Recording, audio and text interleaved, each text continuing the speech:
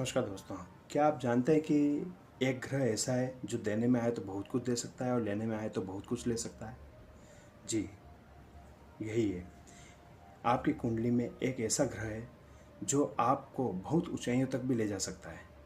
फर्क इतना है कि उसका प्लेसमेंट और उसकी स्थिति। वह ग्रह चाहे तो आपको देने में आए तो इतना दे सकता है कि आपको हाई लेवल का मान सम्मान, उच्च पद सब कुछ दे सकता है। फर्क इतना है कि बस उसका स्थान सुनियोजित होना चाहिए और उसका नाम है केतु।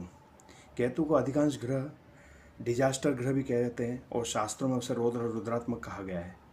परंतु केतु की प्लेसमेंट आपके ग्रह कुंडली में 12 भावों में एक दो भाव ऐसे हैं जहां अगर वो बैठ जाते हैं जिस जातक की कुंडली में, उन्हें उच्च पद और उच्च विद्या अर्जन से लेके उन्हें हर तरफ के क्षेत्र से मान सम्मान और धन संपदा सब कुछ दे सकते हैं।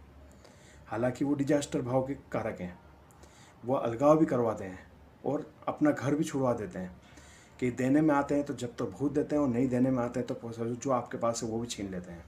मतलब फकीर बनाते भी देर नहीं करते हैं। केतु की सबसे अच्छी स्थिति मानी गई है, 2 या 3 ऐसे भाव हैं जहाँ पर अच्छी मानी गई है। छठे भाव का केतु, 12वें भाव का केतु और 11वें भाव का केतु। इन 3 भावों में केतु अपना एक तरीके से फल अच्छा देते हैं, क्योंकि अपचय भाव और त्रिक भाव में केतु का परिणाम इसलिए अच्छा है कि धर्म, अर्थ, काम, मोक्ष, इन चारों में से 12वां भाव एक तरीके से मोक्ष का भाव है। परंतु वहाँ पर आदमी के अगर कुंडली में गुरु के साथ अगर संलग्न हो जाते हैं तो वह एक तरीके से उच्च लेवल का, उसका आध्यात्मिक स्तर पे बहुत उच्च श्रेणी का, उच्च कोटि का एक आदि गुरु या बहुत आध्यात्मिक गुरु बनाकर बड़े लेवल पे उसे अच्छे पद प्रदान दे सकते हैं। और अगर वहीं केतु अगर 11वें भाव का केतु एक तरीके से बहुत उच्च पदन को देता है, क्योंकि केतु की दृष्टि जो जाती है वो पंचम भाव में जाती है और पूर्व जन्म का फल होता है। वहाँ पर व्यक्ति विद्या अर्जन के नाम में बहुत उच्च श्रेणी में विद्या अर्जन करेगा और बहुत रिसर्च के क्षेत्र में बारीक से बारीक चीज़ों पर एक अच्छी लेवल पे एजुकेशन अर्जित करेगा।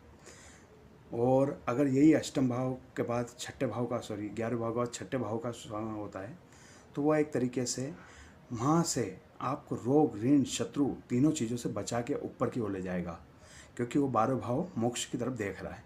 तो कहने का तात्पर्य कि केतु हर तरीके से फायदेमंद है, परंतु उनका प्लेसमेंट और उनके सही उपाय किए जाए तो